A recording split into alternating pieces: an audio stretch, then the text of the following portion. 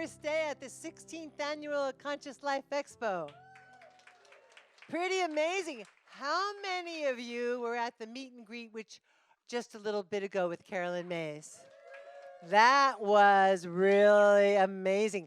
You know, I decided more than a meet and greet, it was kind of like an up close and personal. Yeah. Right? Yeah. Because you guys were privy to like, wow, nobody got that. We didn't get that. I got on I got it, but but we didn't get it for live stream or anything because it was an intimate thing. And things like that happen at Conscious Life Expo. Isn't that fabulous? Yes. All right. So we have her back for everyone, for people around the world to enjoy. And this is the very first time that we have had Carolyn Mays here at Conscious Life Expo. Isn't that fabulous?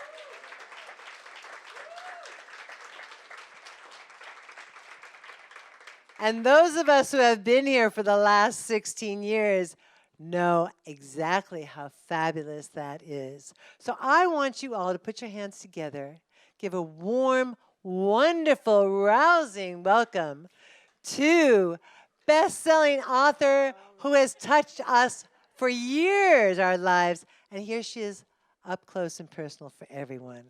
Welcome, Carolyn Mays. Thank you. Stop. Thank you. Thank you. Thank you. Thank you. This is very familiar. Thank you very much. And thank you for having me at the Expo. This thing's huge. This is huge. Okay, so where were we now? The power of words. This is a subject that means the world to me. And I came to this not just because I'm a wordsmith, but because through the years of my work as a medical intuitive, I came to realize that you create the whole of your life by words, and that one word will control you. One word someone says. One word will absolutely hold you hostage for the rest of your life. You can't get over that someone said that. Well, what? Well, that word. If you just didn't say that word. Just think of how many times you might have said no, and you should have said yes. Or if you'd only said one thing differently, and it was just one word, and your whole life would have been different. What if you had said yes to that opportunity instead of no? The power contained in one word. Words are universes. I learned when I was doing readings all the time, medical intuitive readings, that the reason why people became ill, or people were suffering, or people couldn't get out of something, was because of a power that a word had on their psyche. A word, one word, or a phrase.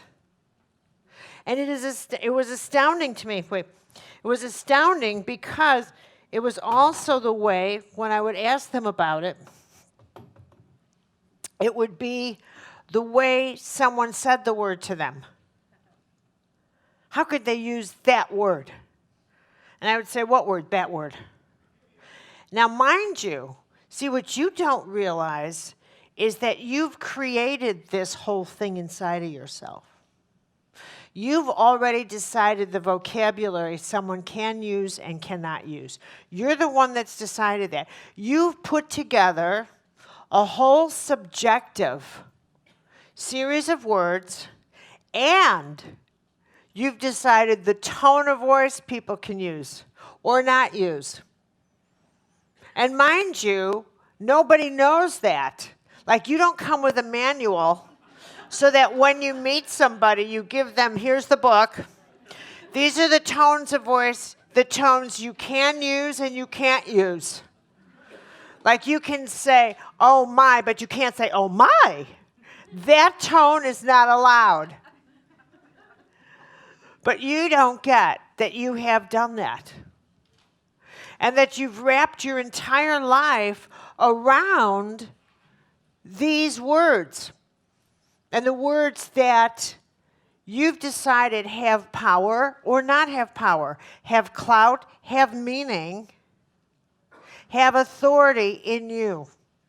And that authority and that meaning you've assigned, and then in the world behind your eye, that has creative authority in your biology, and it shapes the quality of your life. And it's as simple as that.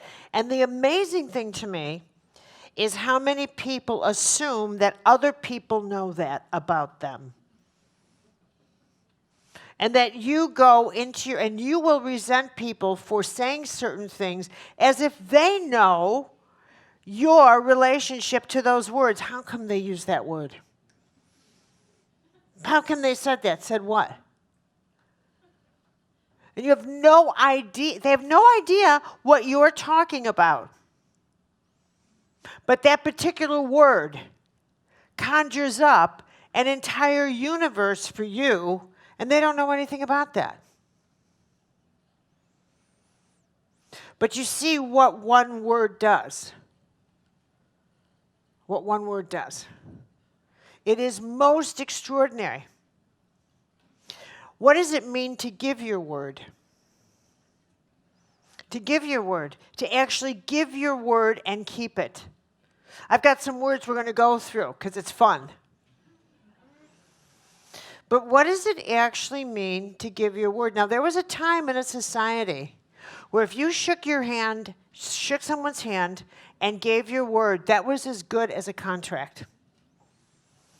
Because your word was your bond, and that's how it was understood. It was a contract. You gave your word.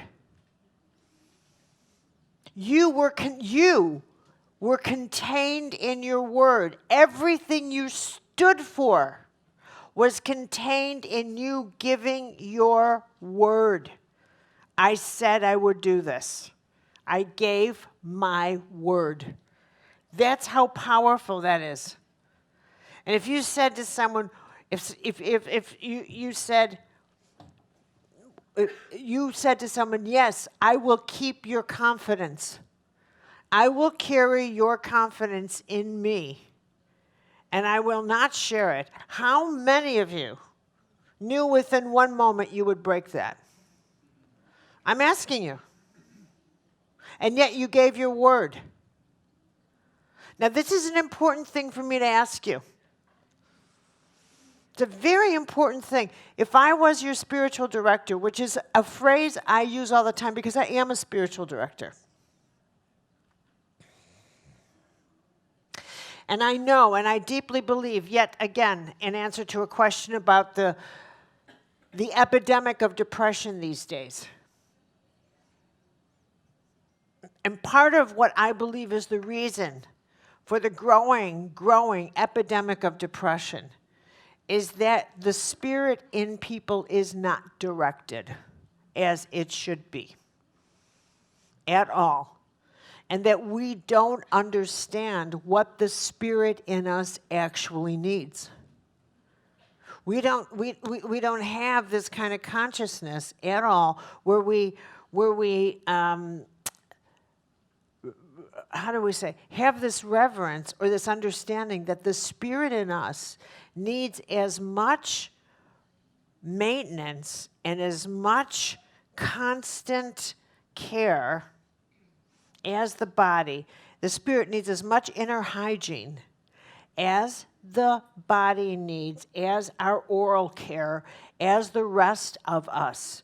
And it needs a director to manage, because especially the soul, because it's the most powerful part of you. It's the most powerful part. And its instrument is words. The words you use set the laws, the mystical laws of creation, into motion. And the way in which the non-physical world works with you is that your guidance system, your inner system, your whole nature, your inner natural ecological, your sacred ecology works on this law of balance. It works on your intuition and your gut instinct and your whole soul intelligence. And it directs you on how to make choices. The tiniest ones, tiniest ones. We have this illusion. I have nothing to write on.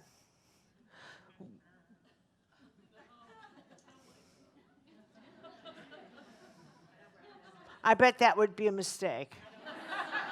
Okay, all right.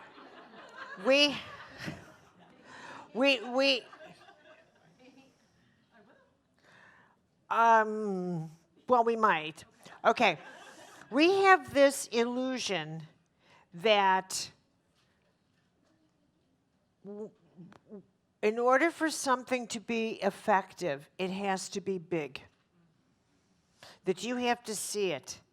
In order, it has to have power. It has to have sound to it. It has to go bang, bang, bang. It has to have physical bling to it. But the truth is, in order for something to have actual power, it has to be silent. It has to be invisible. It has to be energetic. It has to be humble. And this is so it flies under the radar so human beings don't interfere with acts of creation.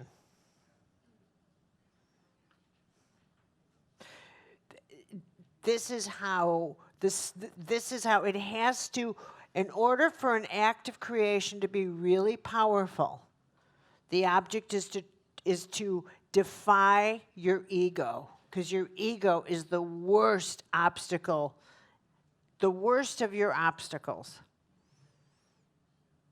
The worst of your obstacles. Okay, and the think of the vocabulary that your ego responds to. Think of how often your ego absolutely gets bent out of shape because of something someone says to you. How could they say that? How could they do that? Of how sensitive, how easily you are brought down by the simplest word because of your ego. Now imagine that you were trying to take on something serious like cancer. I'm going to hit a pause button. Is there any way you can open the doors and get some air in this coffin? Can you please open the doors? Are you listening to me? Can you please open the doors and get some air in here? Is it possible to... Okay, then I want you to turn this down to snow.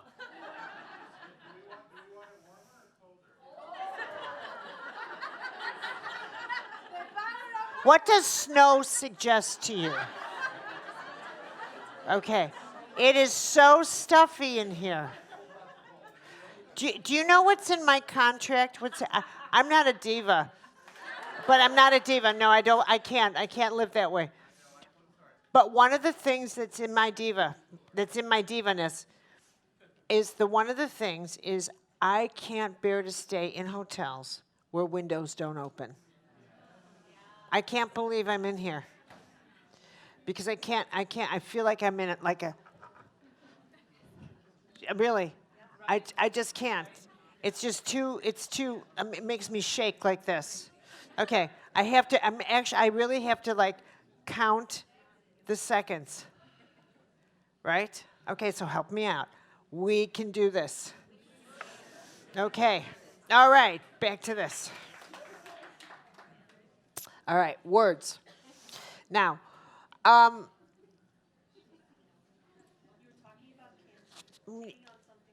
taking on something serious and the power words have.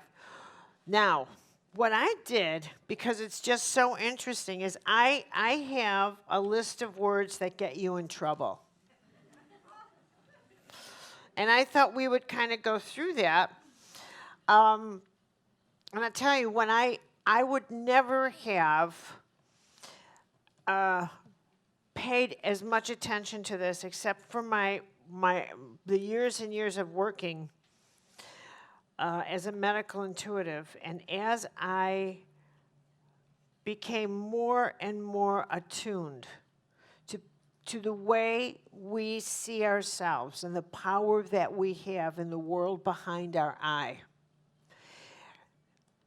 A question: how many of you have ever thought of yourself as a victim? Okay, now just now I'm going to hit a pause button. Victim is a huge word. That's not a small word. That's a huge word. That's not a small word. There is a lot that goes with that word. That word is an archetype. And if you come near that word and you decide, I relate to that word, and you... Are we getting invaded by an ET? What the heck is that? And you plug yourself into that, and you... Does it sound like we're getting invaded by an extraterrestrial? Okay. And you plug yourself into the archetype of victim. Then the associations with that word begin to vibrate into your unconscious. Now, this is something that's a big deal to understand. We are a different generation than the generations that came before World War II. And I started to explain this to people during the meet and greet, and so you're going to have to listen a little bit to this again. And it's really difficult to explain this, but it's worth it if you get it. Believe me, it's worth it if you get it. We talk about evolution, but it's really worth understanding how we have evolved and how different we are from the people who lived prior to World War II. When we entered the nuclear age, in that instant, when the atom was split and we entered this different era of power, it was as if everything that humanity, that the whole world believed was true, evaporated. And a whole new set of rules was instantly put on, because up until that time, we believed we had 5 senses, that matter came before energy, that time moved in this linear way, and all of a sudden, just like that, they split the atom, and the non-physical world of energy becomes real over matter. Okay, so picture an hourglass, and in 1 second, the hourglass gets reversed, and everything humanity had believed goes upside down. And the whole world gets recalibrated to that while we were sleeping. So now what? Hello, my old friend. Ladies and gentlemen, Barbara Marx Hubbard.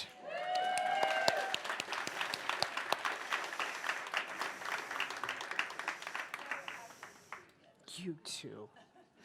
Okay, so now this all happens, and when I say while you were sleeping, I actually mean in a second. Okay, so now let's follow this through.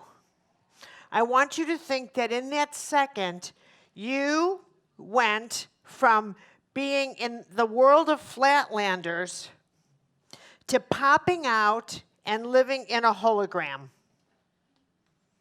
Okay, so now I want you to image. Do you remember when you were growing up and you were learning latitude and longitude? Yeah? Okay, so I want you to actually picture yourself stepping into a globe with latitude and longitude. And this is where you live now. This is where you're going to live the rest of your life. And now I want you to get into that globe and turn it on and animate it. And it goes, this is where you live. You are never out of this for the rest of your existence. You now live in a hologram. And latitude and longitude, so you know they're always crossing. Are you agreed? They're always crossing. Wherever they cross are your major power zones. Major power zones. And these are the wires. Okay, so hold this. This is an instantaneous communication system now. This is your grid. You live on this grid. This is your internet. That is a duplicate of the internet. The very model for the internet came from this internet. Someone said, I think we're all connected. Duh. Okay. We've always been connected. What is happening in this profound time that we are in is that we have reached a place where once again we are seeing what has always been, but we must now adjust to a level of reality about our interconnectedness, about the truth. What is the great mystical truth?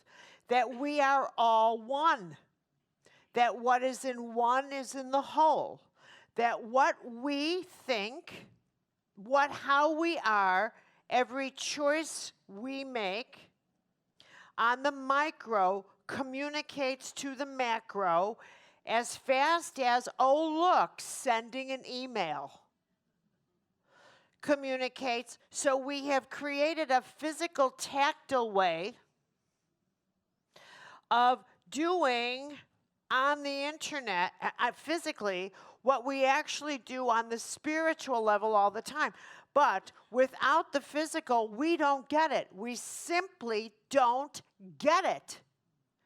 And so we have not, in any way at all, adjusted on the non-physical consciousness level to what we are realizing on the technical level. But what's really happening is that the technical level is catching up to the mystical. Okay, so what does this mean for all of us? What it means is that we have to learn a very different relationship with creation and with the power that we wield in the world behind our eyes. That the power of that every single thought we have is actually sets into motion. Oh, thank you. I really appreciate that. Wow. Ask and you shall receive. Wow. Got a pizza?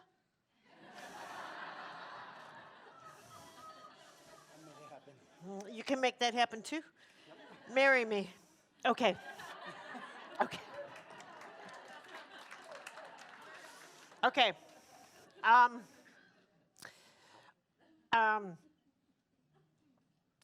What we are, let me draw, I'm going to draw a couple of drawings. This is as sophisticated as I get. And when it comes to artwork, like it just doesn't happen I am so not an artist, but here we go. Okay, I'll show it all to you. Right, this is as hard. This is it. But if you get this, okay, this is you. See what I mean? But wait till I explain it, because it's going to work. It is going to work, honey. Several years ago now, I was in New York. When I was in New York this one time, I was visiting a friend. She lives in one of those high-rises in the Upper East Side, and it was a hot summer day, and we go up there, and she lives in the penthouse. And, New York in the summertime, and it's hot, and the concrete's hot, and the taxis are just screaming and yelling at each other, and it's crowded, and it's all of this. So when you are on the first floor, when you're on the ground level, right, just standing there, you can't see the river, you can't see anything, and it's loud, and it's dusty, and it's dirty, and you think, I'm just going to throw myself under a bridge to get out of here. And we got in, we take the elevator upstairs, we got there, and I couldn't hardly hear a thing. The air felt clean. I was in a different reality. And it really hit me.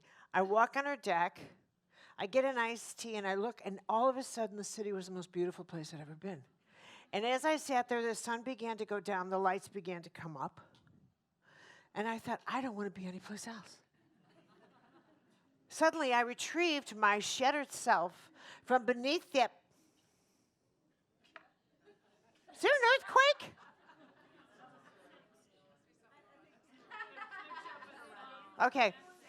Okay, so I retrieved myself from that shattered feeling that, all right, ignore them. This is a very first floor problem. That, okay.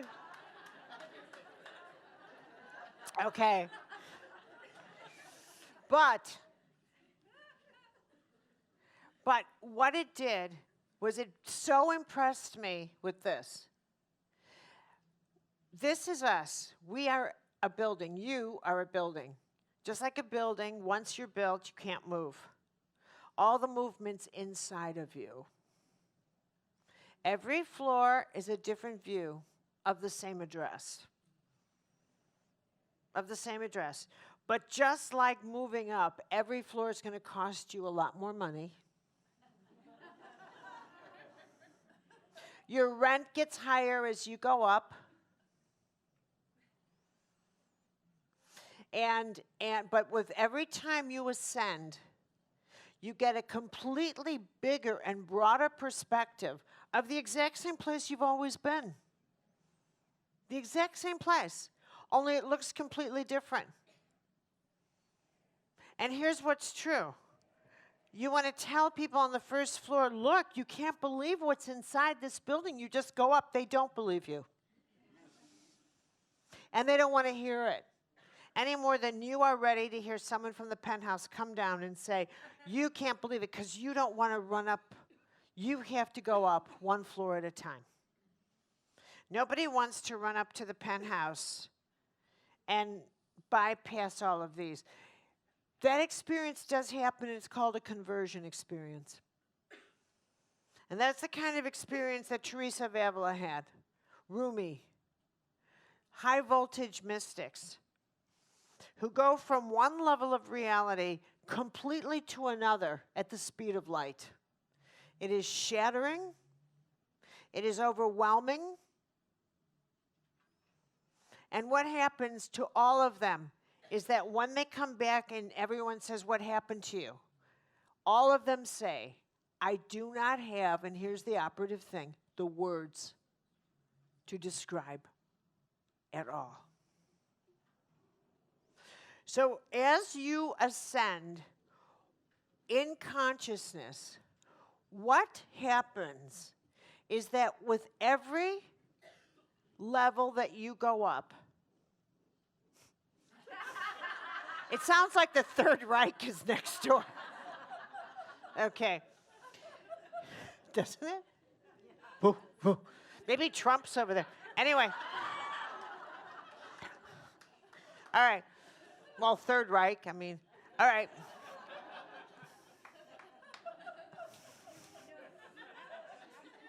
What? I can have the ballroom?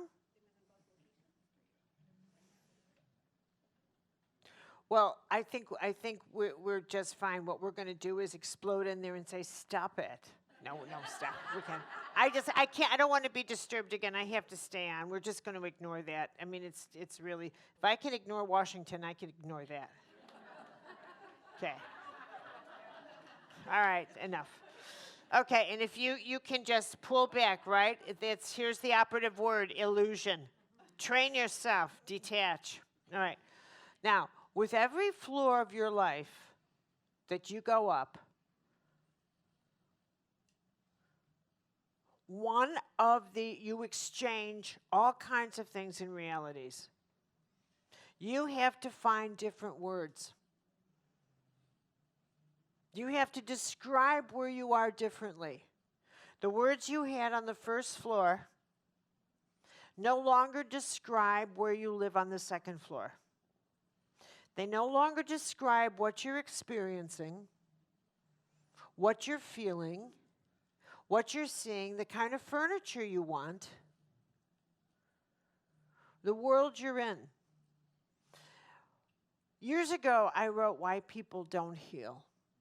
And what fascinated me, and it still does, is what is it about us that makes us sabotage our own journey to be all we can be? Now, people will say, I have a fear of failure, or I have fear of success.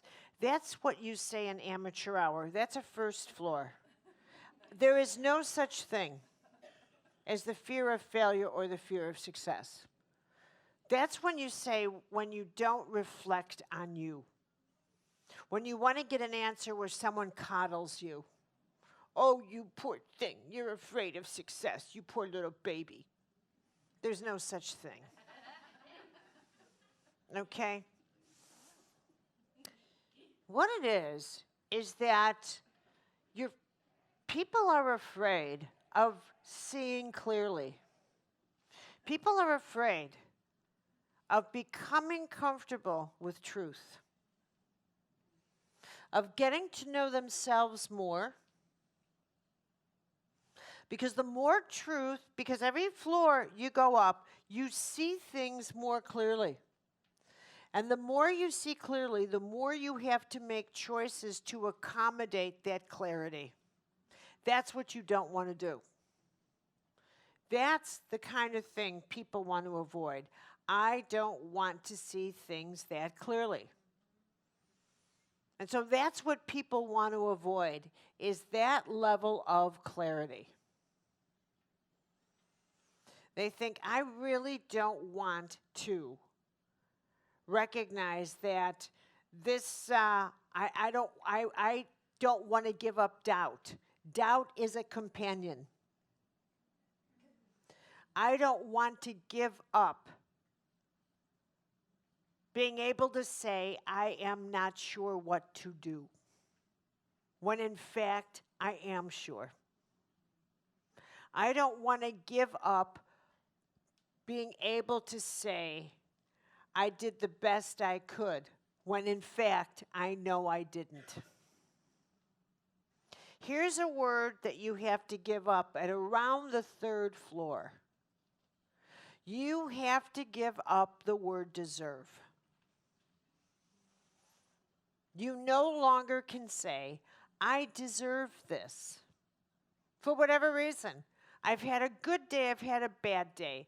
I've had no day. Oh, the day ends in Y. I've had whatever reason. You no longer get to say deserve. You no longer get to say, those people don't deserve to suffer. Well, then tell me who does. Because you must know. If you know who doesn't deserve to suffer, then, and what this tells me is you believe in some off-planet God who lives by this childish myth that if you're a good person, bad things won't happen to you. Who will they happen to? Bad people. And who are those bad people? Anybody who hurts me. Anybody who doesn't do what you want them to do must be a bad person because you've decided that. The world according to you. You are the sun, you are the moon. You are the all-knowing Oz.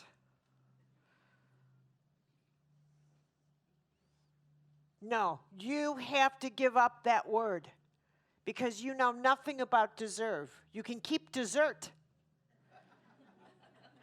but you cannot have deserve. This is where the lights start going on. This, my dears, is the real journey of consciousness. This word is trouble, and I give it up. Here's another word that goes at the third floor.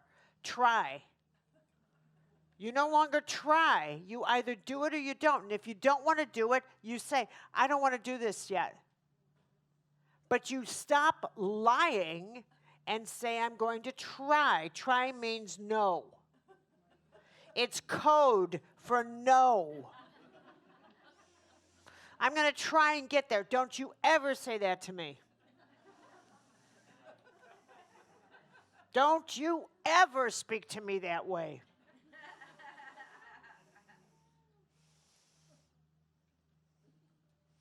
There comes the moment when you stop lying. On the second floor, the word lie becomes something you take a damn good look at. And how many times you play with the truth and you just don't think about it. I say whatever I want and it doesn't matter, as if it doesn't matter.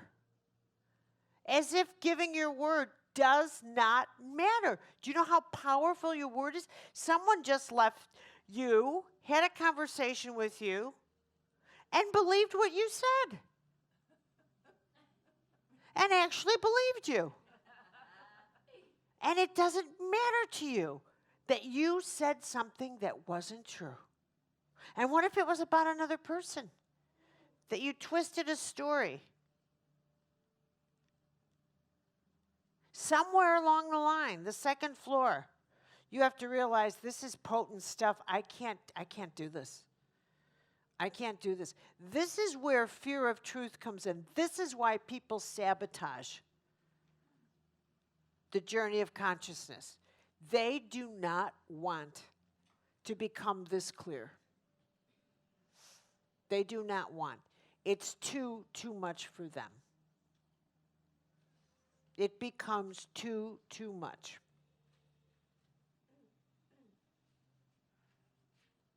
Okay. Here's another word. Do you want more words? Okay.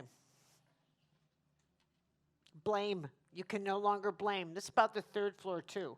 You have to give up blaming. And that, I had a debate with that myself. Because I like that word. It's useful.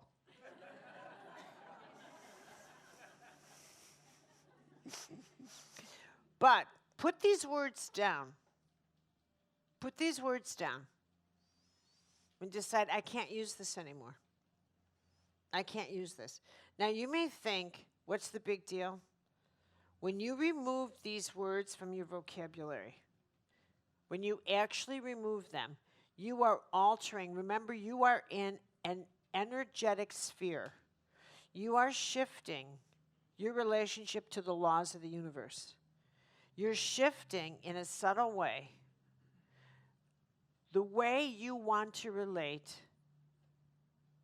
to the dynamic of creation. What you're saying is, I don't want to see people through the lens of blame anymore. That's what you're giving up. I will not look at people through who is responsible for why my life isn't working. That's what's contained in that word. It's not a word, it's a living dynamic. It means I am giving up victim. Victim is attached to the word blame. You start giving up this word and you realize, oh my God, it's attached to a whole co-creative dynamic. If I release this word, there's a universe that goes with it. It means that I have to see every single person differently. I can no longer blame anyone for why things happen as they do. I have to put a bit in my mouth and go up to another floor and say, wait a minute, whoa, whoa, whoa. What did I choose? What's my role in why this happened? I have to go there first, as much as I don't want to. And even if you say, but I saw you break every dish in my cabinet. And I just sat here. So don't tell me it's not my, I do blame you for breaking every dish. You have to go up yet another level. Yet another level. Until you get to the point where the action that you saw is no longer what you're looking at. Where the actual action of breaking the dishes is not what you're looking at. Where, in fact, where you recognize, as in Buddhism, the action, the breaking of the dishes is the caboose on the train. And you strive to get up to the engine, which is, what on earth motivated that person? I have no idea. For all I know, that person was directed to break those dishes. I have no idea.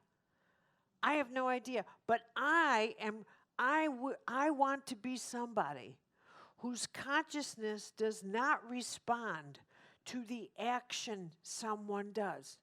Because I'm always responding to cabooses on trains if I do that. I'm always deciding what train to take by the caboose instead of by the engine. Where are you going? Instead of the caboose, which is, what did I miss?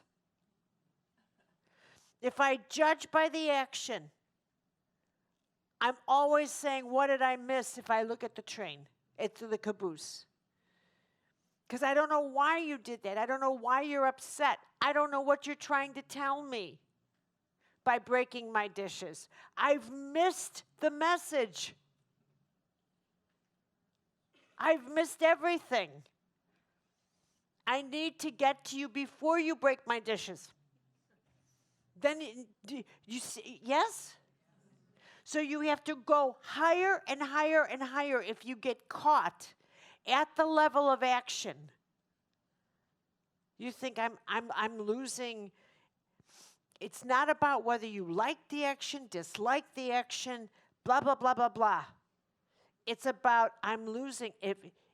Here. This is important. This is very, very important. And it looks silly, but it's everything. If a drawing has to be complicated, don't use it. Okay. All right. This is my icon, right? Yeah? But here's the important thing. This is you in your sphere. When I do a reading on you, I'm trying to sense where you're hemorrhaging. Because your energy should be contained in your globe.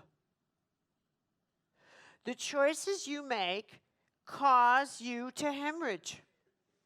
They cause you to hemorrhage. When you get attached to things, when you get into power plays with someone, when you get into arguments with someone, you hemorrhage. You are not here anymore. You're there. They own you. You're hemorrhaging. Okay? How much are you hemorrhaging? You know, you are there's a Taoist phrase, and I love it. You've attached yourself to a spectacle. And the spectacle has more power than you. All spiritual teachers tell you, stay here. Just be in the present moment. This is all there is. And that is such a high voltage mystical truth. This is all there is. What are you looking at? I mean, if I went up to you and said, I would never, ever wear those pearls. I wear mine, no. But that's a gorgeous strand. I would never, ever, ever do blah, blah, blah, blah. And I walk away. And she thinks, how did she? Now, the choice, here's an operative word. Here's a word you want to put in stars, in diamonds, in bling. Choice. Choice. It's everything. everything. You get to choose. How shall I respond to what she just said? Shall I get angry? Shall I get upset? Shall I laugh? You have all these options. Options is a great word. You have all these options. Let me see. If I had no self-esteem, none, I would be insulted. That's what someone with no self-esteem does. That's what someone who's decided anybody can knock me down. All she did was she looked at me and went, that's all it took. And look at me. I am now hemorrhaging. I think I'll go tell this person. She was so rude, so inconsiderate. I paid all that money for that workshop, and what happened? She went. I said, you paid all the money to go see her go? No, she not to pay her to go see her.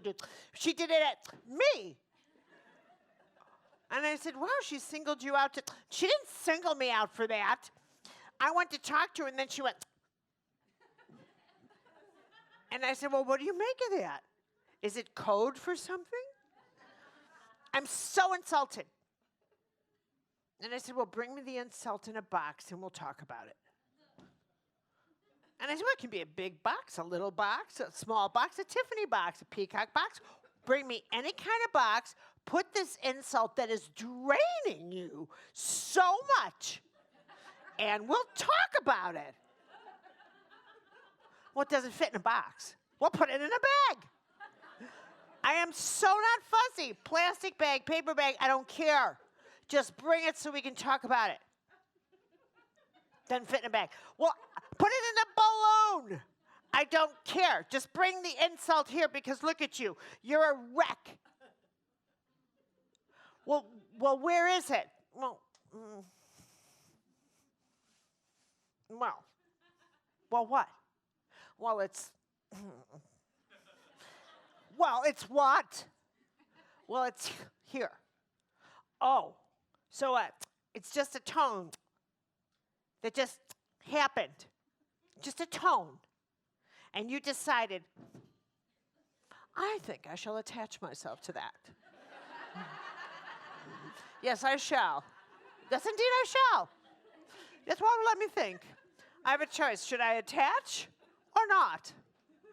Let me think. I did decide that thing was something I would attach myself. I said, yes, I'm going to attach. Reminds me of this Brit. When the market went down years ago, this British upper class folks, someone interviewed this guy. And they were asking him about, well, what should they do? The market dropped and everybody's, and he says, yes, well, it is really quite something. The market just is kind of dropping, and you never know what to expect. Of course, we study this, and of course, it could go left, it could go right, go up, and go down. And this American's looking at him like this. And he says, well, what would you advise? He says, well, at times like this, it's quite chaotic. I'd say, well, do nothing. Oh my God! I just sat through the cup of coffee, just classic. But that's the exact same thing. You have to stand there and say to yourself, what shall I do now? I do believe I shall do nothing. Right? In light of one of these insults, even if you say to someone, wait one moment, I have to respond to this. I think I shall do nothing, and walk away. But it is your choice. It is your choice. And if you realize why you choose what you do, the lesser choice comes from the lesser you. Just remember that. The lesser choice comes from the lesser you. And that's all there's to it. And you can rationalize all you want.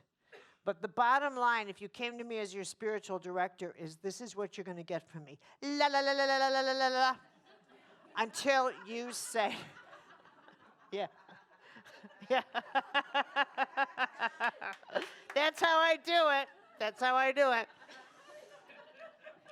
I don't believe in blowing conch shells and having all that kind of, not me. I cut to the chase, until I say, and why, again, do you think you held on? Because I'm pissed. Because I have no son. Nobody gets to talk to me that way. Everybody gets to talk to you that way. And everybody gets to talk to me this way. Everybody gets to say whatever they want to us. Humble up. Humble up. We are here for such a short period of time, and when we're dead, no one's going to remember but a handful of people. And if we were to die tomorrow, our wake is going to be very thin. Snap out of it, people. Snap out of it. Just remember that. Just remember that. Be grateful for whom you can help, but don't tell yourself. Don't ever spend your life telling yourself you're so important that everybody should know that or recognize you or owes you anything. Nobody owes you anything. Much less do you get to blame anyone for why you are unhappy. And to be honest with you, that's one of the reasons why our society is so screwed up, because we decided we could sue everybody when we're unhappy. So we've turned into litigious people, and here's another word. And if I had you for a full workshop, this is where I would hit a pause button and you would do an exercise. And I would ask you this. Tell me 5 things you think you are entitled to. Because that word entitlement is branded into you now. And it's a word well worth looking at and saying, and this word, I will tell you, is harder for you to give up than your firstborn. Do you want a word that has clout in you? Try that one out. What do you believe you're entitled to? And it's just a word, but it contains a universe for you. A universe. What do you think you're entitled to? And you tell yourself this. And you've built your life around it. And you will lose your soul around when you think, oh my God, there are people now who believe this country they're entitled to it being a certain way. And now it's being shredded. This word is one of the hottest words in the atmosphere right now. If everybody thinks they're entitled, the whole place is going up for grabs. Where does anybody get off thinking they're entitled? So ask yourself, because this is a great big huge word, because at some point going up in your building, and if I was your spiritual director, one of our deep walks into yourself, there's benches along the way. We would sit down at this bench and we would say, time to talk about entitlement.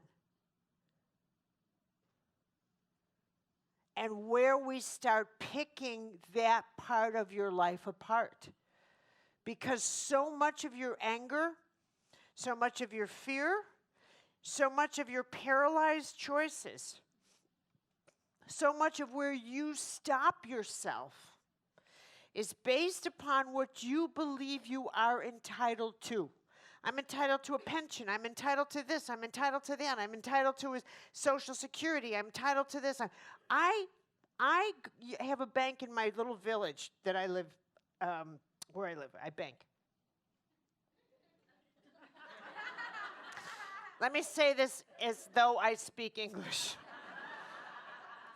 There's a bank in my town, and that's where I bank. Okay.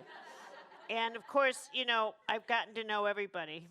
And we yickety-yak and yickety-yak and yickety-yak. And there's somebody there who told me that she stayed married to this man that they had a horrible marriage because she felt entitled to half his pension.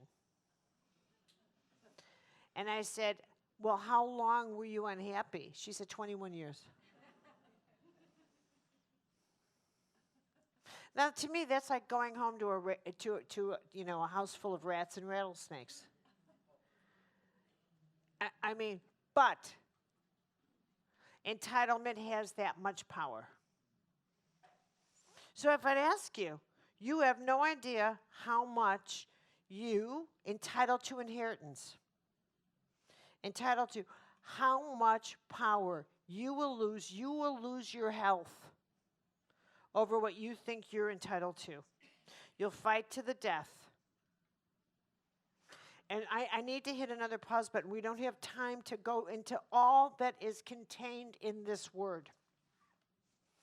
But into everybody's life will come a challenge in which what they think they're entitled to will be challenged.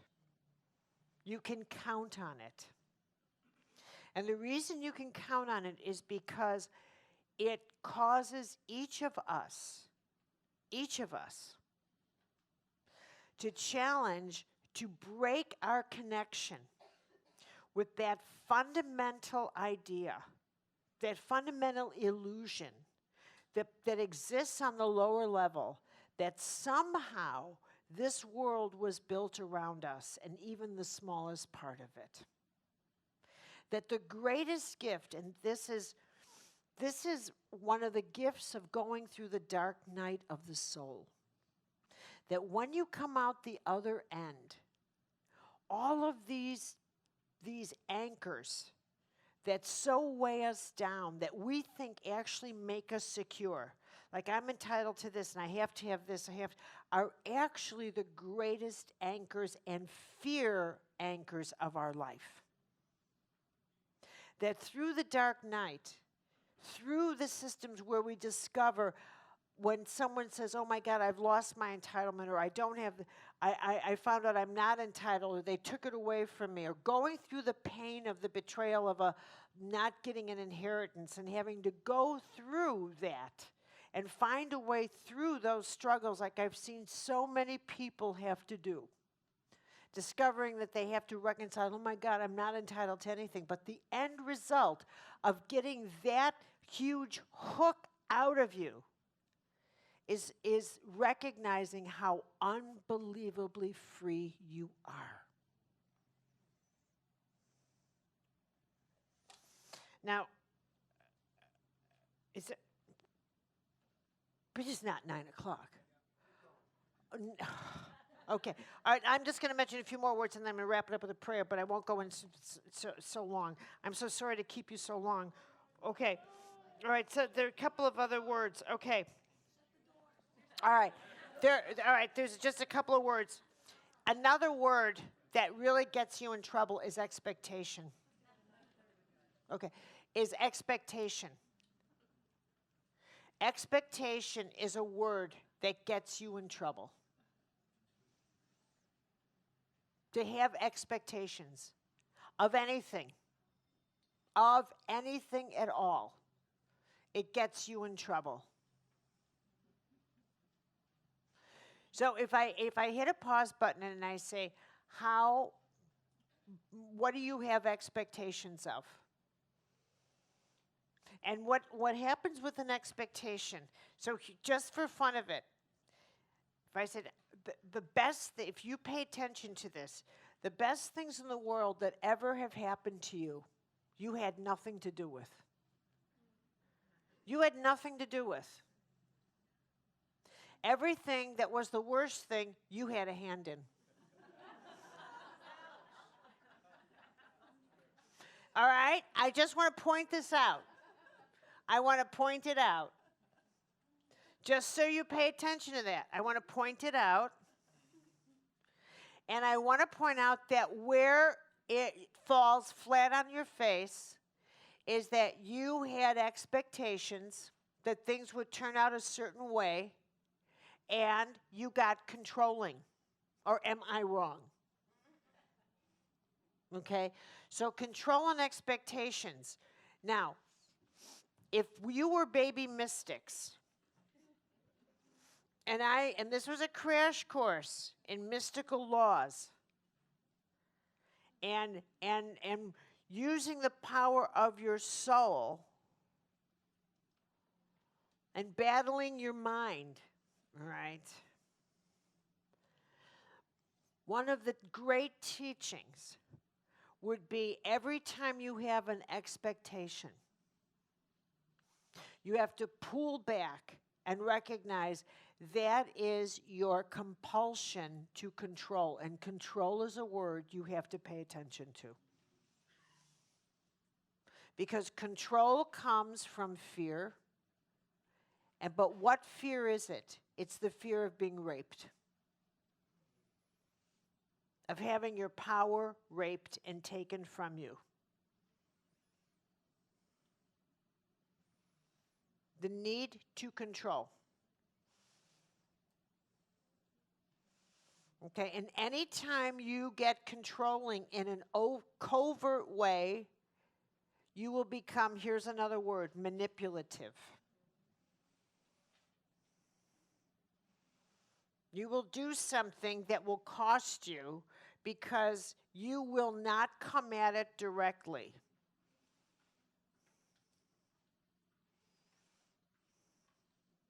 So, pause button, manipulative. How many of you are manipulative? How many of you are not? It doesn't even occur to you. Okay, how many of you are manipulative? Put your hands up. Okay, number 2, what's your style? Style, please. What did you say? Poor me. You are a poor me-er? How many poor me-er? Okay, please note that's the martyr archetype. Put the word martyr. Go ahead. I'm charming. You're charming? Oh, you get overly charming? Oh, overly helpful? Okay, that's good to know. Okay.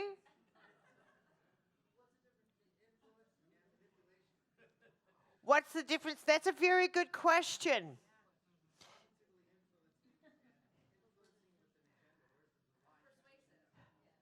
Being persuasive. Well, you know what? I consider it trying to influence you.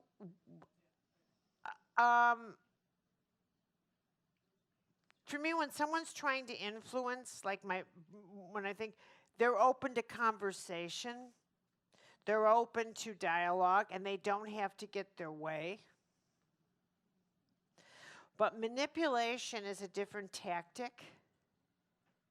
Where in manipulation, they're not overt, like passive-aggressive, like deciding, I won't talk to you if I don't get my way, to where they withdrawing affection or sulking, which I think is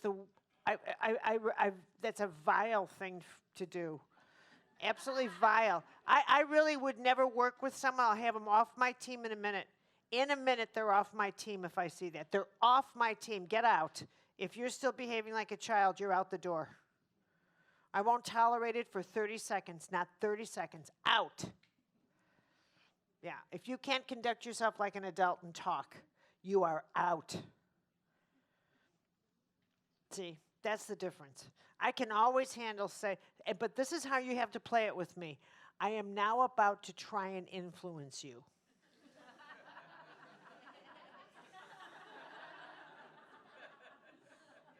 I love it. Because that's what I do with the kids. I'll call up and say, get over here, I'm about to try and influence you. And I will tell them, these are your choices. You can say yes, you can say no, you can say, I will think about it. But what you cannot do is not think about it. I need you to think about it, and I can handle anything you say.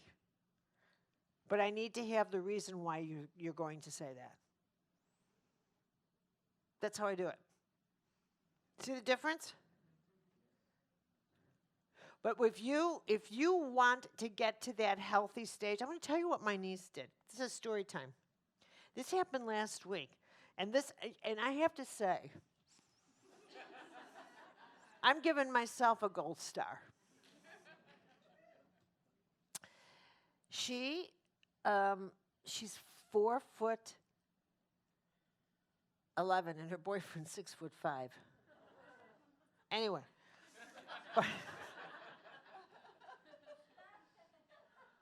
Anyway,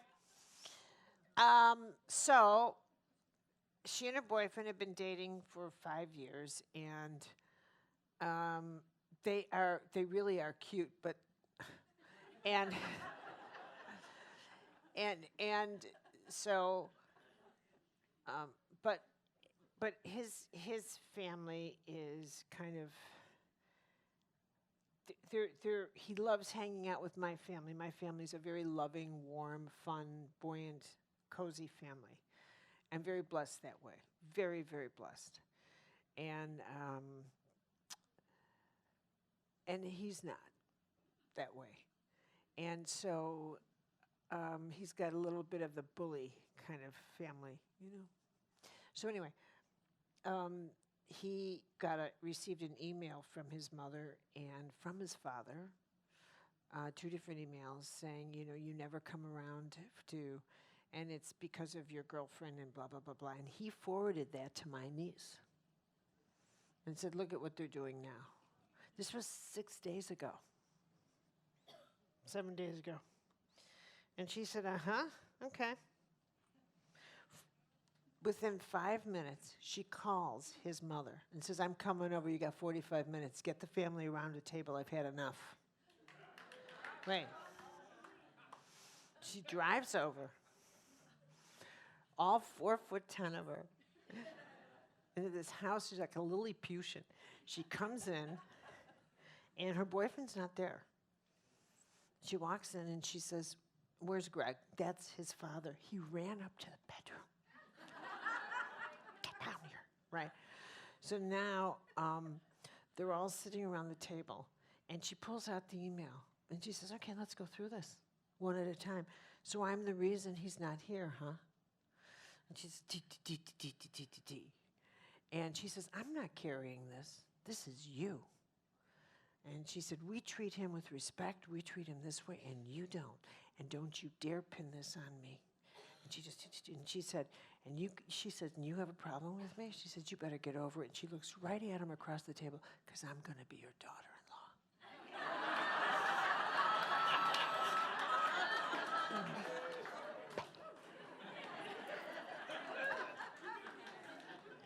And she says, and I'm all for love and family. She says, but the ball's in your court. And then she picks up her little size 2.5 shoes. I am so proud of her. I'm bursting. And my brother calls me up and says, oh my God, you know what she did? And the two of us are, and then, you know, and I said, wow, you are a star. And she said, thank you, Auntie. Thank you for teaching, you know. That's how you do it. That's how you do it. Bravo. Honest to God, bravo. And I said to him, you own them. Yeah. What if you do that and there's people around you who are always trying to like not let you out? So they're always trying to say you're this way or that way. They're always trying to keep you down from being that way. Or You know what? There'll always be people like that. That's life. You know, something I saw when I used to do fundraising for a university that I am a part of, okay? And I used to have to get money. And this is my style. I need money. Give it to me. Okay? This is for wisdom, right? And Barbara knows the university. And that's my style. I need money. Give it to me. I have no patience, none, zero, you know. Can waste your time, but don't ever waste mine. So one time, this one woman came. She was worth like she was worth about $8 billion. Not self-earned, inherited from her father, who was a media mogul. She was at Chart, one of our, we teach there every summer, right? And all we wanted was $150,000. She makes that over lunch in interest for education, not for, Gucci bags. So I said, are you going to give me the money or not for this? We need this for students. She'd never given money in her life. Now, I actually looked at her and I said, what? What? She said, I don't know, I have to think about it. I've never given any money in my life to charity. I said, I have to sit down. I said, I don't care what you do, but I have to sit down. We're in front of this great cathedral, the queen of all cathedrals in Europe, in Chartres, France. I have to sit down. I said, Holy Mother, I tranquilize right now, because I'm about to take a bath. Right, all right. And open her soul.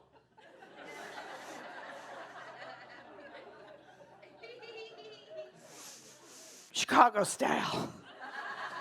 Okay.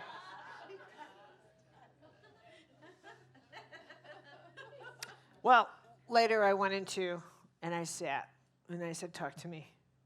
Really talk to me, because I have a fire in me, and it's not the fire of charity. I am really, really, really, really filled with the most uncharitable, unholy, you have to talk to me. This is not pretty.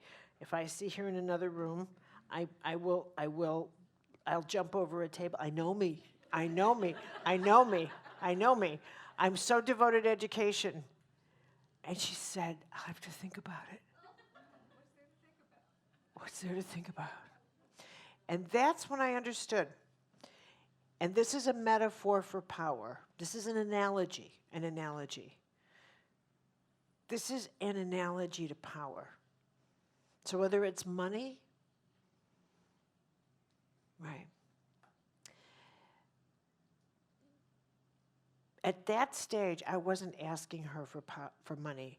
I was actually asking her for power. She didn't even get that, but suddenly I understood it. I was asking her for the means through which I could raise up other people and empower them. And the very thought of it was so intimidating to that class of people. Because if we rise, their class is threatened. It's the oldest in the book. Now, you have to understand that when a person seeks a different kind of power, the people around them will always try to repress them, because what you're actually saying is, I no longer want to be like you. The way you are, put it in very basic terms. When I was a baby Catholic, and I thought, I don't believe this stuff anymore. There was nobody in my family who said, good for you. By God, good for you.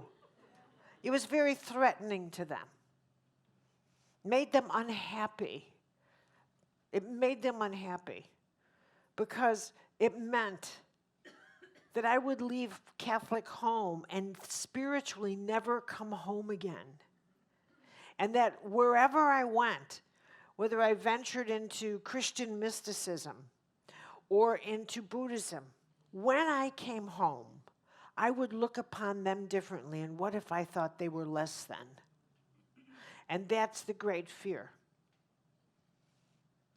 And so they, thank God they didn't say, well, what are you going to do? Are you going to become one of those crazy people? They didn't do that. But that's what a lot of people do. Look, and if you really get that, you see exactly what's happening in our own country in this high-tech evolution in this moment that is unlike any other. For all those people that did not tool up, who believed that digging coal forever was going to last, who believed that their way of life in the small towns forever was going to last. What happened with them is that they never encouraged their kids to tool up. They really thought that way of life was going to happen. And so when a president comes along,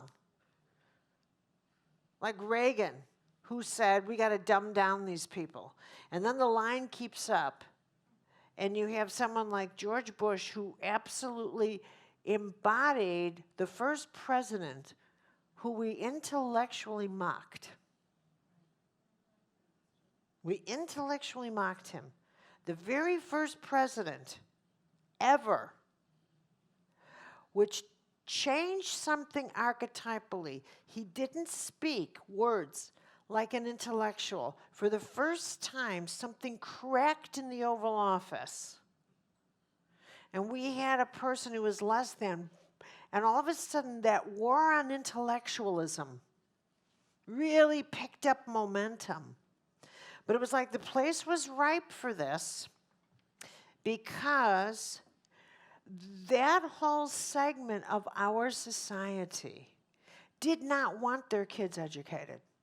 For the very same reason, believe it or not, because they knew that if they were in such a dilemma, and it's a compassionate one, if they educated their children would leave town and never come back. And all those small towns in Appalachia and in the Ozarks and all of these small towns that had these, mining and all those occupations that Detroit, these towns that had hardcore blue-collar occupations. Like you see in West Virginia and Mississippi, these that are very, very hungry states now. They didn't want their family members to go on and get educated because they would have to find jobs in cities. And so to have a president who was not smart in the conventional way was just brilliant for them. Do you get this? Yes. Who didn't use sophisticated words. It was just fine with them. And it's a perfect way how that set the groundwork for the war on intellectualism, because it allows people to keep their young at home. That's exactly the opposite of what you're experiencing, so the tribe does not leave. Do you get it? But you see it through compassion. You actually get that they're trying to save their tribes to the end, but there is no place for the tribes to go because they didn't tool up. It's heartbreaking. It's heartbreaking. It's heartbreaking. Okay, yes, one last. Yeah, how do you connect expectations? How do I connect what? Expectations and your energy around that, or the words that you're speaking around that, with natural law and inalienable rights? How do they go together? How do I connect expectations with natural law? And inalienable One, you only get one.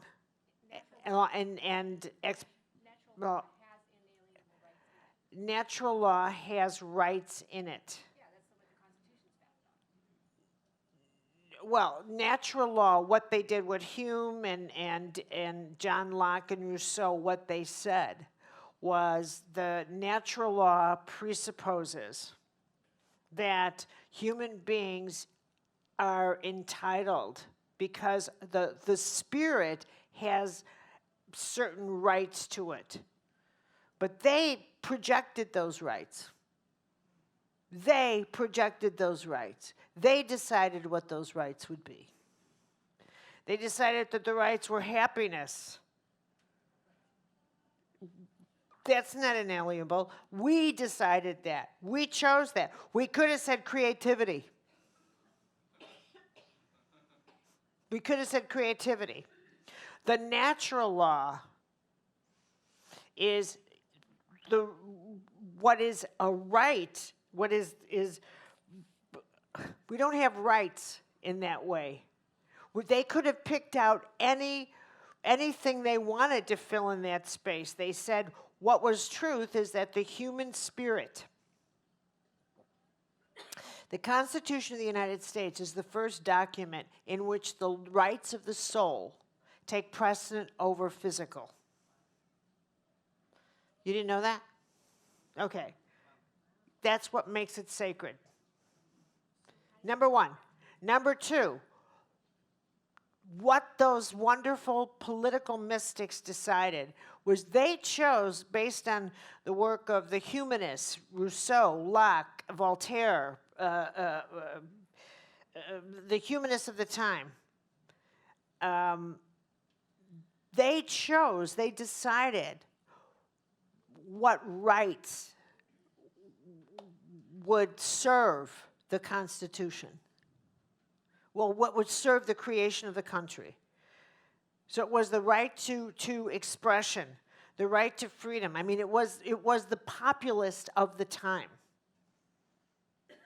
That they said it was God-given rights. This was the theory of humanism. Okay? It wasn't like God revealed it. It was the theory of humanists. And they said, yes, we agree with this. Thank God. Okay? Thank God. But if you really want to know what's built into the spirit itself, if the soul were to speak to you and say, well, if I want to talk to you about what rights, if there's such a thing, because who guarantees a right? No.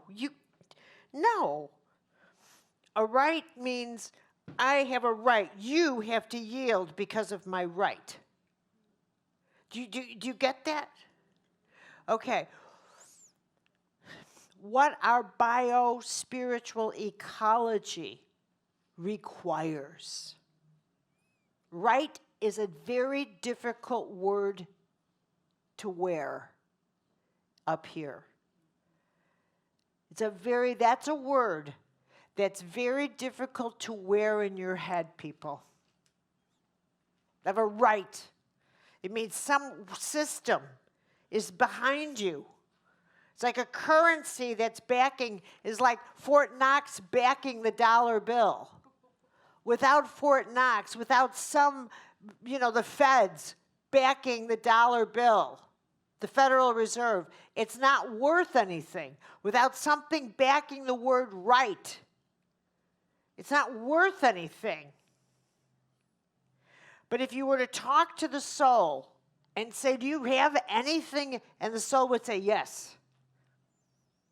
I am governed by the law of balance. I'm like a metronome. I am governed by the law of balance. I require balance. Balance. So if you, by the soul, says to the ego, and says to the whole mind, says to the system, if you make choices that throw me off balance, I engage my power and my whole ecological force and all the laws at my command. And I will toss this life that I am living here on earth out of balance from your perspective, from the ego's perspective, in order to right this ship and bring it back to balance. To balance. So you, from your ego point of view, where's my floors? Here. From your ego point of view will say, oh my God, my whole life is falling apart. But the soul says, no, it's coming into balance. Which is why I say to you, you have to rise higher and higher and higher and say, what's really going on here? The word blame is getting me in trouble. The word expectation. The word balance. Introduce a word. I want you to put the word balance in. I want you to put the word stillness in. I need to come to stillness. And I want you to put the word reflection in. I need to reflect on what's going on here instead of react. I need to reflect what's going on here. I need to reflect. I'm reacting. If I react, I lose power. I need to reflect. I need to choose carefully, especially when you realize other people are always affected by the consequences of your choices. Be mindful. You have that much power. And finally, let me wind this down with this. when you make a choice, here's a word that's very useful, and that's the word prayer. That is the word prayer. It has been my experience now, and my experience is decades, that most people have more faith in what they do not believe than in what they do. Most people can tell me with an absolute chip on their shoulder, I don't believe this, and I don't believe this, and I don't believe this. I don't care what you don't believe. I have absolutely no interest in it.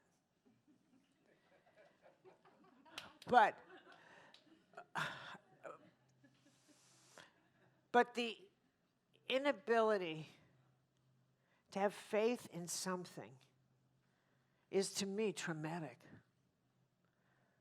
To not know what you believe at your age is a holy trauma.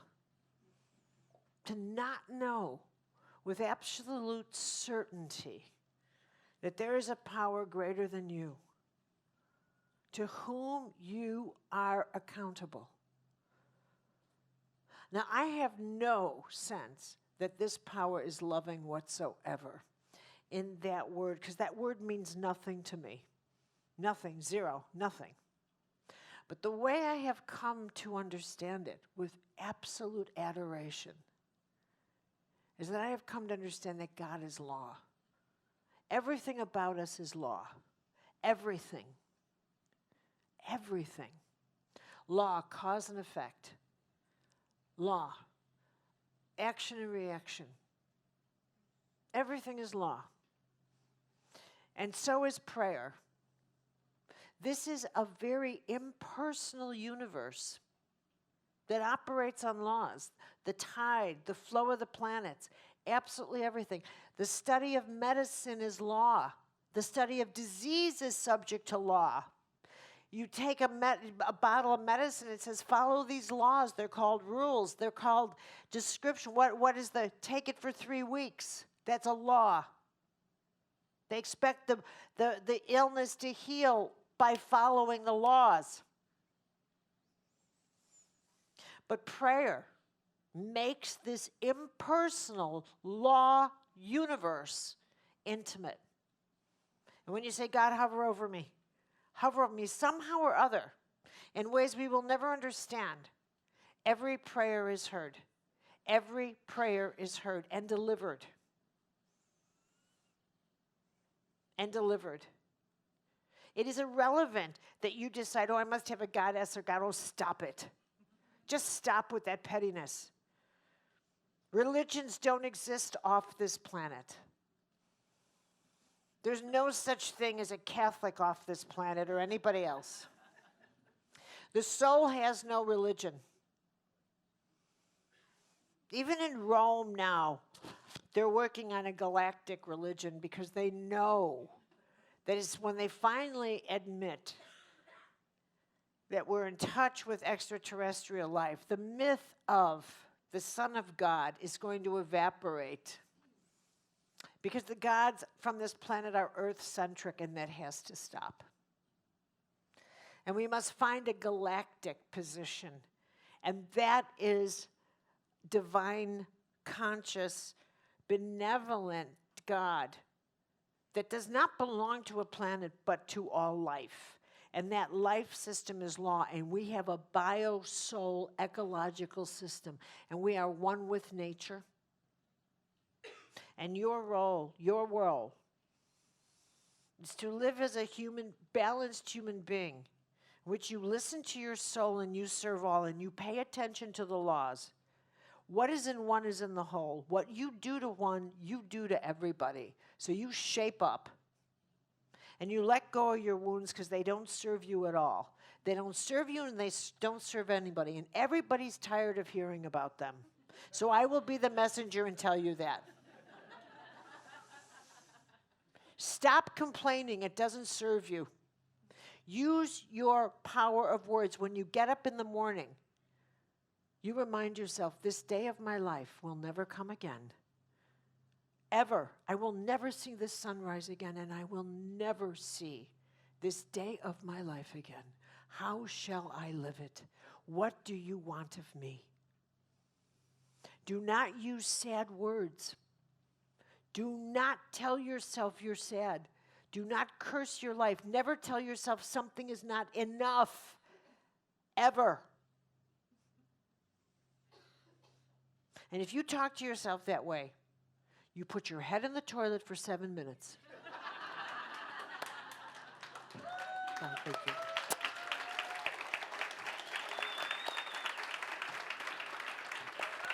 Thank you. Thank you.